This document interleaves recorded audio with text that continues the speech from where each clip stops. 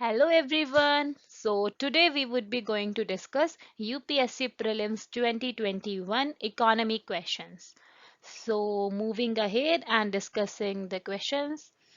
First question we have is money multiplier in an economy increases with increase in which of the following? The question is of money multiplier, a very important term for UPSC Prelims. Many a time this has been asked, money multiplier. So going to the options now. First option is increase in the cash reserve ratio in the banks. CRR. CRR क्या होता है? CRR is currently 4% जो amount जो सभी commercial banks होते हैं वो RBI के अंदर डिपॉजिट करके रखते हैं 4%, that is CRR. For example किसी कॉमर्शियल बैंक के अंदर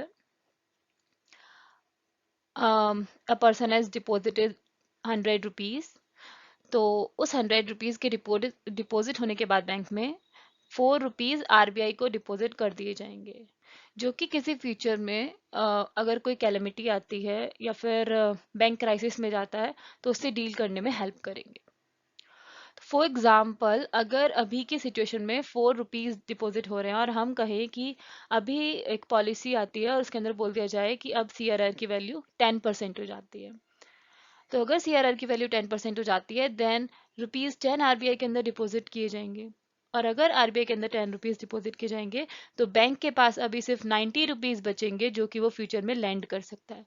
तो इसका मतलब क्या होगा? इकोनॉमी के अंदर अभी 100 रुपीज थे पहले, अभी 90 रुपीज रह गए. तो यहाँ पर money has not multiplied, it has shown some decrease. तो ये ऑप्शन नहीं हो सकता है क्योंकि इस ऑप्शन में अगर CRR को हम बढ़ा दे रहे हैं तो मनी मल्टीप्लायर के इंक्रीज होने की एज सच कोई प्रोबेबिलिटी हमें नहीं लग रही है, बिकॉज अभी तो जो मनी पब्लिक के पास अवेलेबल रह पाता वो डिक्रीज हो जाएगा. Fine. The next option is increase in SLR in the banks. अगर हम बैंक के अंदर SLR या स्टैट्यूटरी लिक्विडिटी रेशियो को बढ़ा देते हैं जो बैंक्स अभी मेंटेन करते हैं, दैट इज 18%, और अगर हम बोलें कि ये 18% से बढ़ा के लेट्स से हम 25% कर दे रहे हैं, तो बैंक्स को इतना अमाउंट अपने बैंक्स के अंदर परमानेंटली रखना होता है. तो इफ उनको इतना अमाउंट या फिर इतने के एसेट, इतने का गोल्ड अगर बैंक के अंदर हमेशा अवेलेबल रखना पड़ेगा, तो वो लेट्स से 100 रुपीज उनके पास हैं जिसमें से अब वो 25 रुपीज को लैंड ही नहीं कर सकते, उनके पास 75 ही अवेलेबल रहेंगे. तो इसकी वजह से बैंक के पास लैंड करने के लिए कम मनी अवेलेबल रहेगा. तो it can not help in increasing the money multiplier. ये मनी को कैसे इकोनॉमी में इंक्रीज कर पाएगा? ये तो इनफैक्ट डिक्रीज कर पा रहा है जो मनी अवेलेबल है लोगों के लिए. Next option is increase in the banking habit of the people. Banking habit has a benefit. Let's say किसी पर्सन ने 100 रुपीज बैंक के अंदर डिपॉजिट कर दिए, अभी फिर कोई पर्सन इस मनी को यूज करके लेट्स से उसने 50 रुपीज इस मनी के लिए बैंक से, एंड इस 50 पे उसने कोई बिजनेस स्टार्ट कर दिया एंड उसने 50 पे 50 और अर्न कर लिए, एंड रेस्ट 50 भी किसी बंदे ने लिए और उसने इस पे बिजनेस स्टार्ट किया या इससे एजुकेशन ली, और एजुकेशन के बाद लॉन्गर टाइम में उसने बहुत बड़ा इनकम अर्न करना स्टार्ट कर दिया. तो this way money has multiplied because money has been invested somewhere. As जब हम बैंक में मनी रखते हैं तो उस मनी को अब वो पीपल यूज करेंगे who needs this money and they can further do investment on this and can earn larger amount in the future, जिसकी वजह से मनी मल्टीप्लाई होता चला जाता है. Those 5 rupees has just converted into 500 rupees because it has been invested somewhere to produce some goods. Ultimately, money will be multiplied only when more goods will be produced. So अगर ज़्यादा goods produce हो रहे हैं तो money ज़्यादा हो जाता है, money की value बढ़ जाती है. So this is a good point. It helps to increase money multiplier. The next is increase in the population of the country. We can say that if the population of the country is increased, and let's say they are not literate, they are not aware about the banking habits or aware about the banks, then it cannot be helpful in increasing the banking habit or money multiplier. So ultimately, we need some awareness among them. Only increasing the population cannot work out to increase the money in the economy. Yeah. So the most suitable option we have is increase in the banking habit of the people. Next question is, with reference to the Indian economy, demand pull inflation can be caused increased by which of the following? So हमें अभी देखना है कि demand pull inflation किन किन factor से बढ़ सकता है. We need to think from the demand side only because our question is based on demand pull inflation. So we have to think from the customer side. The first option is expansionary policies. Expansionary policies mean, for example, government के employees की salary hike होती है. सो अगर government के employees की salary hike होगी then उसका क्या इम्पेक्ट पड़ेगा. Now they have more money to buy some goods, so they will buy more goods, more money to buy goods. So definitely demand rise हो रही है यहाँ पे. So first case में demand rise हो रही है. Second case is fiscal stimulus, which means कि government ने tax को reduce किया है. So अगर tax कम हो जाएंगे तो obviously employees will have more money to invest. So definitely demand जो होगी वो rise हो जाएगी because now the employees have more money to invest in other things, to buy other goods. This is how this is. Then inflation indexing wages. For example, अगर हम कहते हैं कि इकोनॉमी के अंदर हमने देखा, सो लेट्स से कि 5% प्राइस हाइक हो रहा है. जो एप्पल हमें पहले 10 रुपीज का मिलता था वो अभी 5% हाइक हो गया है. सो अगर 5% हाइक एप्पल पे हुआ है और हम बोले कि हमारी सैलरी पे भी 5% का ही हाइक होगा, देन दोनों केसेस सेम हो जाएंगे. एप्पल पर भी 5% हाइक हुआ है, सैलरी में भी 5% हाइक हुआ है. They want be much change in your economy style. Means आपके पास अगर मनी ज्यादा आ रहा है तो आपको एक्स्ट्रा उतना खर्च करना पड़ रहा है क्योंकि प्राइस भी उतने बढ़ चुके हैं, इन्फ्लेशन बढ़ गया है. आपकी सैलरी को इन्फ्लेशन के साथ एडजस्ट तो कर दिया गया है बट क्योंकि प्राइसेस भी राइज हुए हैं और आपकी सैलरी भी राइज हुई है तो they want be increase in demand. अगर आपका सैलरी का नॉर्मल हाइक होगा, नॉर्मल हाइक से डिफरेंस आएगा कि आप ज़्यादा चीज़ें खरीदेंगे. बट अगर आपकी सैलरी हाइक हो रही है क्योंकि अभी महंगाई बढ़ गई, क्योंकि अभी इन्फ्लेशन बढ़ गया, तो कोई डिफरेंस नहीं आएगा आपकी डिमांड में. आप उतनी ही चीज़ें खरीद रहे होंगे जितनी आप पहले खरीदते थे. Next is higher purchasing power. तो इफ कस्टमर की परचेजिंग पावर किसी भी तरह से बढ़ जाए, उसके पास सैलरी ज़्यादा आ जाए, उनके पास प्रॉफिट किसी चीज़ से ज़्यादा मिल जाए, तो डेफिनेटली वो ज़्यादा चीज़ें खरीदने वाले होंगे. Next one we have is rising interest rates. So अगर इंटरेस्ट रेट बढ़ जाते हैं, फॉर एग्जाम्पल कि बैंक्स अभी अभी के केस में 5% का इंटरेस्ट रेट दे रहे हैं. अगर आप मनी वहाँ पे डिपॉजिट करते हो तो आप वहाँ पे 100 डिपॉजिट करेंगे, 105 मिलेंगे. लेकिन अचानक से अब बोले हम कि बैंक का इंटरेस्ट रेट 10% हो गया, तो जो लोग अभी मार्केट से गुड्स खरीद रहे थे क्योंकि उनको लगता था कि बैंक से भी ज़्यादा इंटरेस्ट रेट नहीं मिल रहा है, नाउ दे विल थिंक कि अभी बैंक से अच्छा इंटरेस्ट रेट मिल रहा है, we have to deposit in bank and later on in future हम वो गुड्स खरीद सकते हैं. हो सकता है उन गुड्स का प्राइस फ्यूचर में कम भी हो जाए जो हम खरीदना चाहते हैं, तो they will invest in bank क्योंकि उनको पता है बैंक से अच्छा प्रॉफिट मिल रहा है and it is good for them in the future.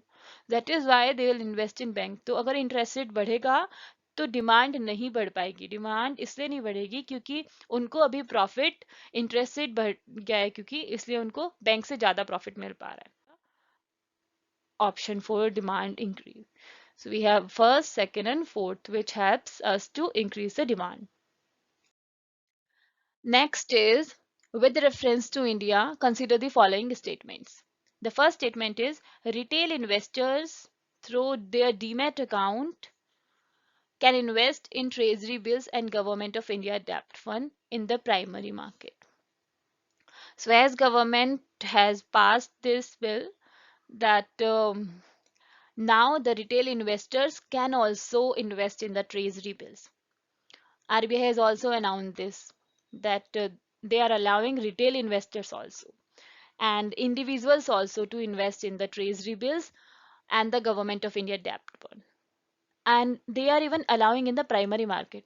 Initially क्या होता था कि आरबीआई उनको जो भी बॉन्ड्स होते थे या फिर ट्रेजरी बिल्स होते थे, आरबीआई उनको कॉमर्शियल बैंक्स को दे देगी और कॉमर्शियल बैंक्स फिर इनको रिटेल इन्वेस्टर्स को दें या फिर इंडिविजुअल्स को दें, किसी कंपनी को दें. तो पहले ये सेकेंडरी मार्केट में होता था, क्योंकि अब ये रिटेल इन्वेस्टर किसी को दे सकते हैं, ये सेकेंडरी मार्केट में होता था. बट नाउ आरबीआई ने अलाउ किया है कि प्राइमरी मार्केट में भी अभी रिटेल इन्वेस्टर्स ले सकते हैं, इंडिविजुअल्स भी इवन प्राइमरी मार्केट में ले सकते हैं. So this is correct. Next one we have is negotiated dealing system ordering matching. To negotiatory dealing system is a government security trading platform of the Reserve Bank of India. So this is a government security trading platform, negotiated dealing system. Next option we have is Central Depository Services Limited. ये एक depository services system है, which is jointly promoted by the Reserve Bank of India and the Bombay Stock Exchange. Actually, it is promoted by Bombay Stock Exchange, not by the Reserve Bank of India. Reserve Bank of India won't be promoting any services limited. So this is not right. So we have first and second only. Question we have is, in India, central banks function as the lender of last resort. Usually refers to which of the following? This is a very common term we heard about RBI, that it is the lender of last resort. It has to solve everything when it is at the point of crisis. The first option we have is lending to trade and industry bodies when they fail to borrow from other sources. So trade and industry bodies, these are private companies. So if they are failing to borrow, RBI may take some action like some some policies so that they can get the money from commercial banks. RBI won't lend to them directly. RBI will help them to survive in this condition, let's say to decrease the interest rate of the bank so that they can borrow from the banks, or helping them out to survive, but not directly lending to them. RBI won't lend to them directly.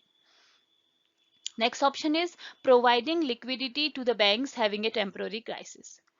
If the bank is going through a crisis, then RBI would be supporting them by providing them some money by the process of repo rate. Obviously, by this, they would be supported. They would get some money to survive at that time, and later on they can give the amount back to the RBI. Next option we have is lending to government to finance their budgetary deficit. RBI won't lend them directly. RBI would try to support them. Open market operations, treasury bills, they will try to increase the demand of government money in the market, but they won't support or give the money directly to the government. They'll try to support the policies of the government by the way of some open market operations or another ways so that money can reach to the people, but not lending directly. So this is not correct. That's why. So we have second option correct. Next we have is government of the Reserve Bank of India is appointed by the central government. Holding on to this option, next move to the second one.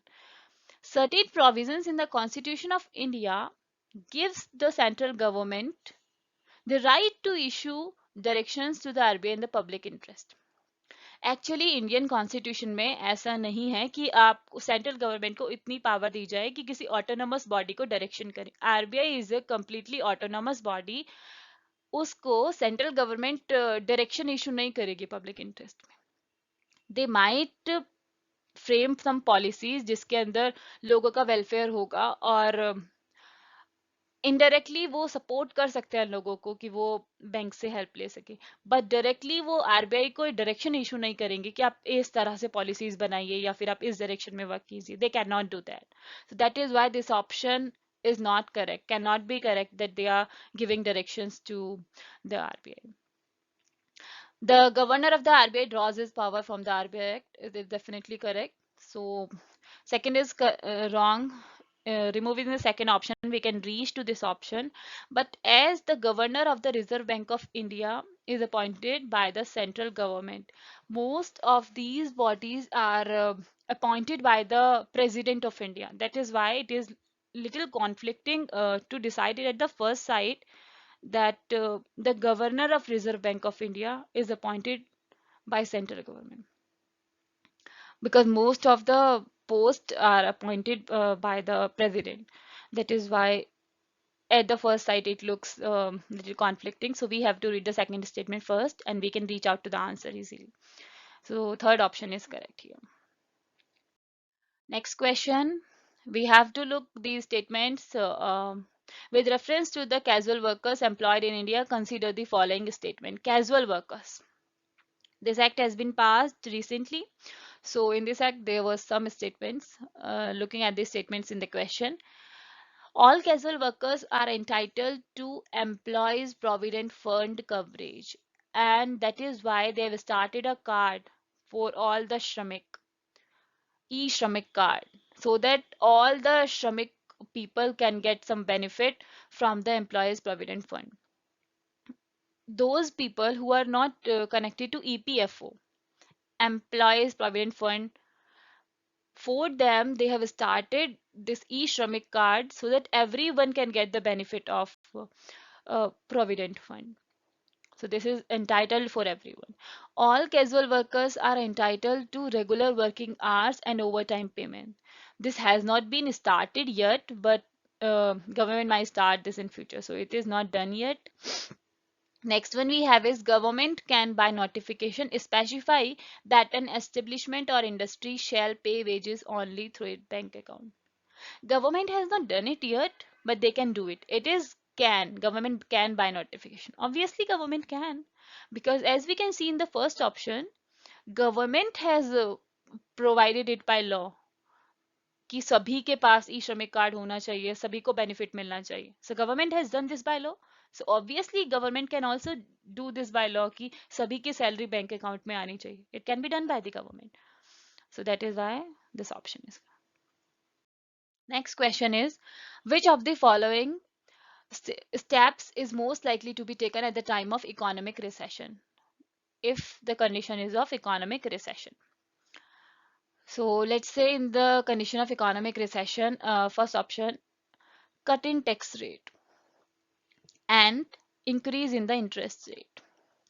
So let's say a person has 100 rupees and due to cut in tax rate, let's say initially he was paying 10 rupees at tax, now he is paying 5 rupees at tax. It's a good step. It seems like it is good step, but it is accompanied by increase in interest rate. Be increased, then this person who has 95 rupees in hand would be investing it in the bank, and there would be less money in the economy. Ultimately, if we are going through recession, what is our aim? There should be more money in the economy to face this crisis. And if we are increasing the interest rate, definitely it would have impact on the market and there would be less money in the market.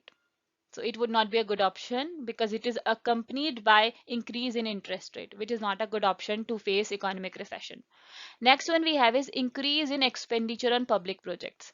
Let's say economy facing some recession and government कुछ ऐसे project start करती है कि roads का construction start कर दिया है या फिर shops या फिर rural डेवलपमेंट के प्रोजेक्ट रिलीज कर दिए हैं, तो उसकी वजह से काफी लोगों को एम्प्लॉयमेंट मिलेगा. एम्प्लॉयमेंट जनरेट होगा तो ऑब्वियसली मनी आ जाएगा इकोनॉमी के अंदर. तो ultimately this is a good step to go with. It is a good step to go with. Next is increase in tax rate accompanied by reduction of interest rate. अब किसी person की salary है 100 rupees, पहले tax rate था 5 rupees जा रहा था, अभी हमने टैक्स 10 कर दिया. ओके फाइन, उसके पास अब 90 रुपीज बचेंगे इन्वेस्टमेंट के लिए. तो इकोनॉमी में मनी कम हो जाएगा क्योंकि हम टैक्स रेट को भी नहीं बढ़ा सकते हैं. टैक्स रेट बढ़ा देंगे तो ऑब्वियसली जो इकोनॉमी रिसेशन में थी वो और प्रॉब्लम्स फेस करेगी. लोग ज्यादा टैक्स दे देंगे तो इकोनॉमी में मनी कम रह जाएगा. It is not a good option. That is why next option is reduction of expenditure on public project. Second option में था कि हम इंक्रीज कर रहे थे एक्सपेंडिचर, इंक्रीज कर रहे थे तो हमने ऐसी एक्टिविटीज बढ़ा दी थी जिसकी वजह से एम्प्लॉयमेंट क्रिएट हो रहा था, इकोनॉमी में मनी ज्यादा आ रहा था। अगर हम उस एक्सपेंडिचर को ही कम कर देंगे तो जिन लोगों को एम्प्लॉयमेंट मिल रहा था अब वो मिल ही नहीं पाएगा, तो इकोनॉमी से मनी रिड्यूस हो जाएगा बढ़ने की जगह, एंड मनी रिड्यूस होगा तो हम फर्दर और रिसेशन ट्रैप में चले जाएंगे। That is why second is a good option कि हम एक्सपेंडिचर पब्लिक प्रोजेक्ट्स पे बढ़ा दें। Next question is other things remaining unchanged, market demand for a good might increase if. So we are here focusing on a particular good, market demand for a particular good. तो हम ये decide करना चाहते हैं कि किस किस factor में ऐसा होगा कि किसी पर्टिकुलर गुड की जो डिमांड है वो बढ़ जाएगी। फर्स्ट है कि price of its substitute would increase. So अगर किसी उसके सब्स्टिट्यूट का प्राइस बढ़ जाए तो लेट अस से कि we are buying a soap, let's say, that is of 10 rupees of brand A, and there is a soap of brand B that is of 10. So दोनों सोप का price same है और almost same type की facility avail हो रही है उससे, but let's say कि सिनेरियो कुछ ये हो जाता है कि सिर्फ बी ने अपना प्राइस इंक्रीज करके ₹15 कर दिया। सो ऐसा केस होगा ना, अभी जो सोप ए है उसकी डिमांड काफी ज्यादा राइज हो जाएगी। दैट इज वाई अगर आपके सब्स्टिट्यूट का प्राइस बढ़ जाता है तो आपको एडवांटेज मिलेगी, यानी जो दूसरी गुड है उसको एडवांटेज मिलेगी, उसकी डिमांड बढ़ जाएगी। अगर उसके कॉम्प्लीमेंट का प्राइस बढ़ता है तो उस पर इम्पैक्ट नहीं आएगा। कॉम्प्लीमेंट का इम्पैक्ट तो उस गुड में आना ही नहीं चाहिए ना, अगर कॉम्प्लीमेंट का प्राइस बढ़ेगा तो वो कॉम्प्लीमेंट अलग चल रही है, कॉम्प्लीमेंट का प्राइस बढ़ने का इम्पैक्ट नहीं पड़ेगा किसी भी गुड पे। The good is a inferior good and income of the consumer increases. अगर वो गुड इंफीरियर गुड है तो उसको हम नॉर्मली खरीदते हैं। फॉर एग्जाम्पल हम वीट नॉर्मली खरीदते हैं, और अगर हमारी इनकम बढ़ भी जाएगी तो भी हम वीट ही खरीदेंगे। इंफीरियर गुड्स का मतलब है कि जो गुड्स हम नॉर्मली खरीदते हैं और हम इन्हें खरीदते रहेंगे, they are not for a luxurious life. अगर हम कहें कि अगर हमारी इनकम एक्स्ट्रा होती है तो we would be buying some appliance, like let's say we have bought a mobile. So अगर हम मोबाइल खरीद रहे हैं, अगर हमारी इनकम बढ़ेगी तो हम मोबाइल खरीद सकते हैं। So they will more probability of increase in the sale of these kind of products, जो हमने पहले से नहीं यूज करते थे उन्हें हम अब यूज कर सकते हैं। बट अगर वो इन्फीरियर गुड है तो हमें वो हमेशा से यूज करनी भी थी और आगे भी हमें वो यूज करनी है, उसका डिमांड नहीं राइज होगा इनकम राइज होने से। अगर किसी गुड का प्राइस फॉल हो जाए, अब ये किसी भी गुड में अप्लाई हो सकता है।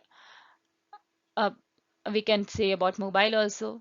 सो अगर मोबाइल का प्राइस बहुत फॉल हो जाएगा तो people will try to buy this, क्योंकि उनको लगेगा कि पास्ट में भी इसका प्राइस काफी ज्यादा रहा है और प्रोबेबिलिटी है कि फ्यूचर में प्राइस राइज हो जाएगा, तो उसका जो डिमांड है वो राइज कर जाएगा। तो ये नॉर्मली किसी भी गुड पे हम सेट कर सकते हैं। सो प्राइस अगर फॉल होता है तो चांसेस रहेंगी कि उसकी डिमांड बढ़ जाएगी, तो first and four is a good option.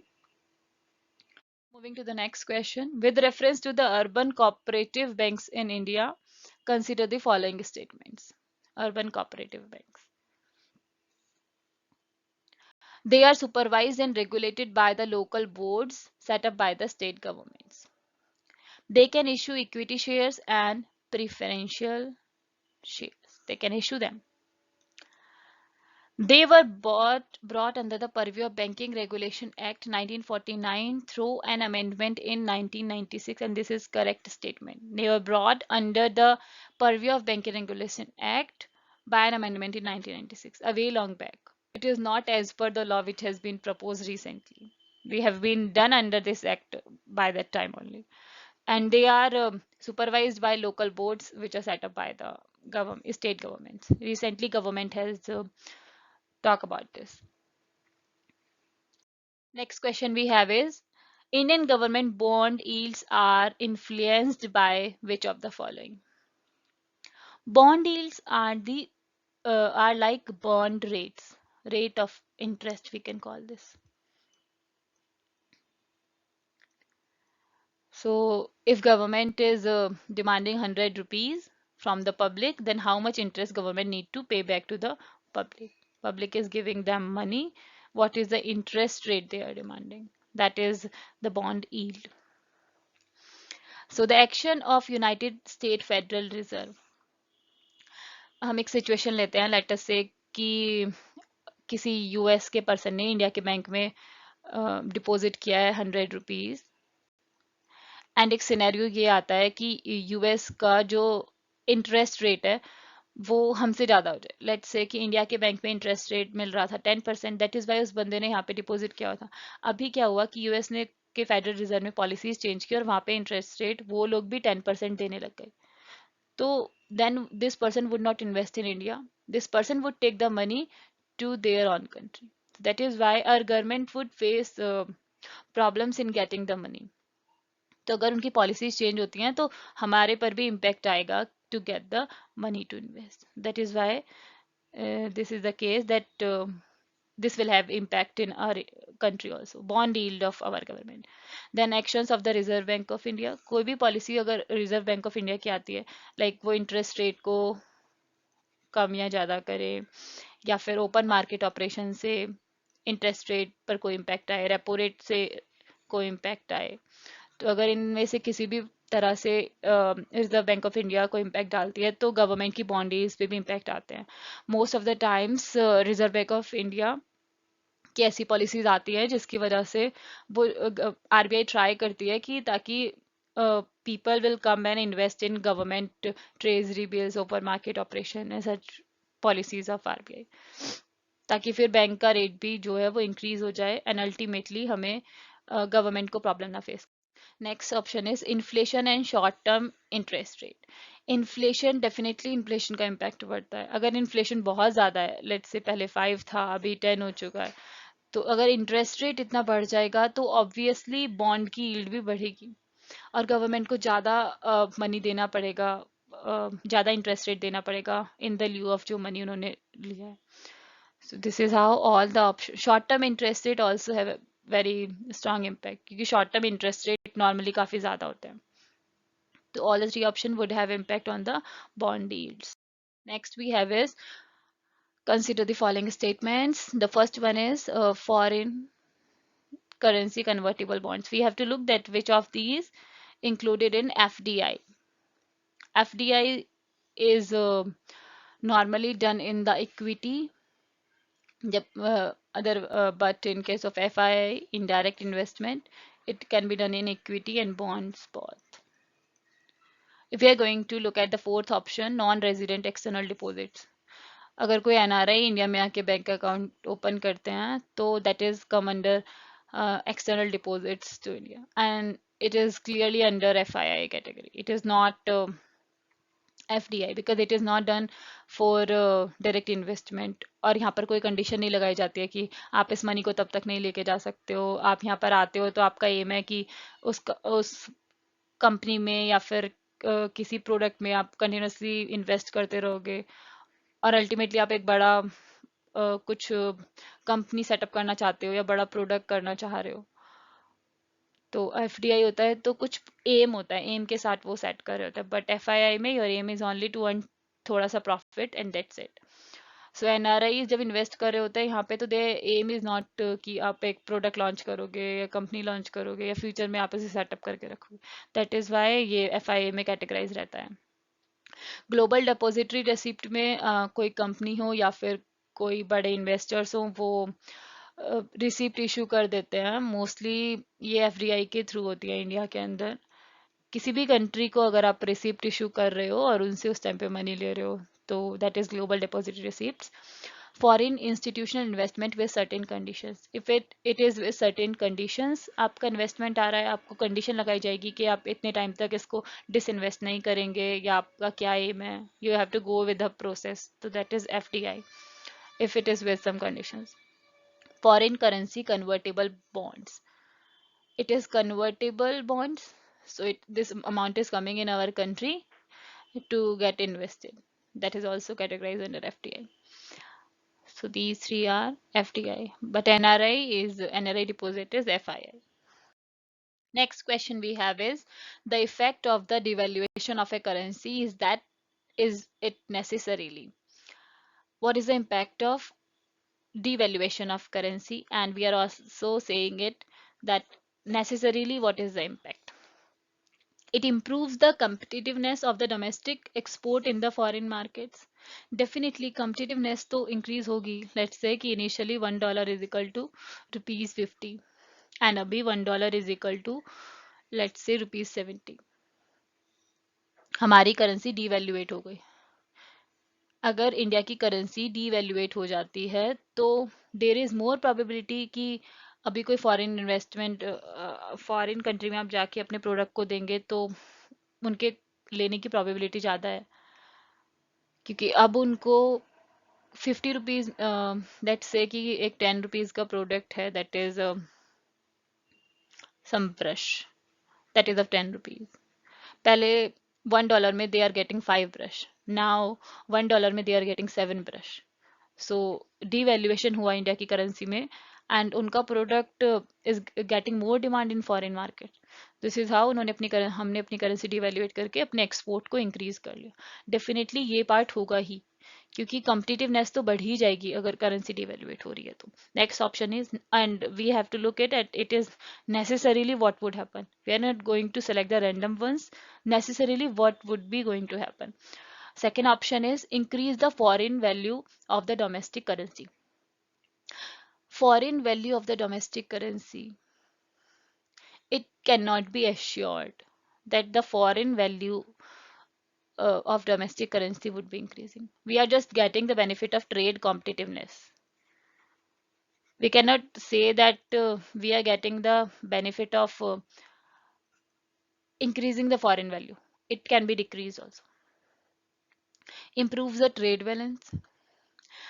Um, it will it might help in increasing the trade balance. It cannot be assured कि trade balance अच्छा हो ही रहा है. Trade would be increasing definitely, but अगर internal economy में कुछ changes हुए हों, प्रोडक्ट अभी महंगा लॉन्च हो रहा हो, स्टिल आपको कम रेट पे देना पड़ रहा है, तो हो सकता है इसके बेनिफिट्स ना भी मिल रहे हो. वी कैन नॉट से डेफिनेटली कि हमारा ट्रेड बैलेंस अच्छा हो ही रहा है. So that is what it is saying. So necessarily first can be done, but yeah, other factors would also have some impacts. Next is, which of the following affects the creation of black money in India has been the main cause of worry to the government of India?